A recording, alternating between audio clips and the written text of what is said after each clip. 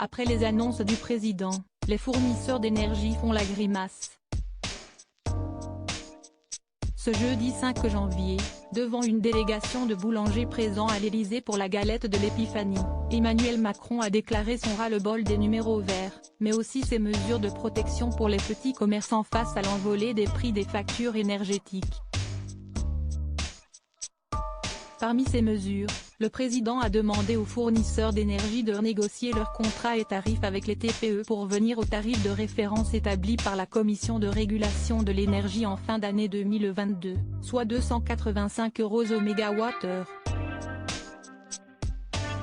Cependant, durant son discours, le président a lui parlé d'un tarif fixé plutôt aux alentours de 220 € le mégawattheure pour les prochains mois, tandis que, selon les informations du Parisien dans un article de ce jeudi 5 janvier, la Commission de régulation de l'énergie devrait réajuster en ce début d'année son indice, en fixant le tarif de référence à 260 € le mégawattheure.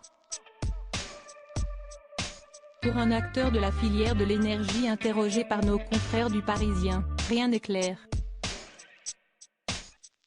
Je suis tombé de l'armoire quand j'ai découvert cette annonce. Nous n'avions jamais entendu parler de ça. Un autre fournisseur a également abondé dans ce sens. Concrètement, ça veut dire qu'on va vendre à perte. Si on s'est couvert sur un prix du MWH à 1000 € et qu'on peut le vendre au maximum à 220 €, ça veut dire que nous perdons 780 €.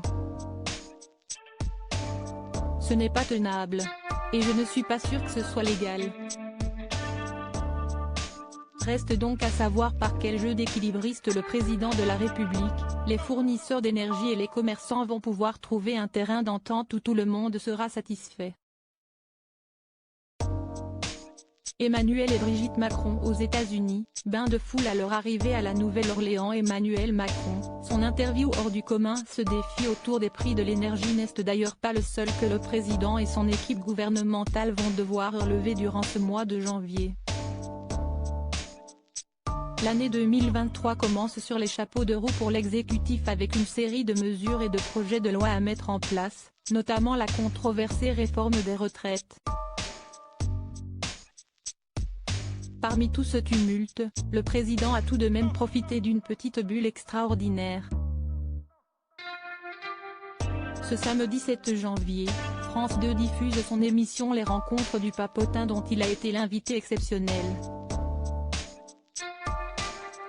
Face à des journalistes atteints de troubles du spectre autistique, Emmanuel Macron a bien voulu se prêter au jeu et a fait face à des questions qui ne manquaient pas de franchise. Un véritable moment d'humanité et de sincérité que le chef de l'État a l'air d'avoir apprécié. Crédit photo, Stéphane Le Mouton.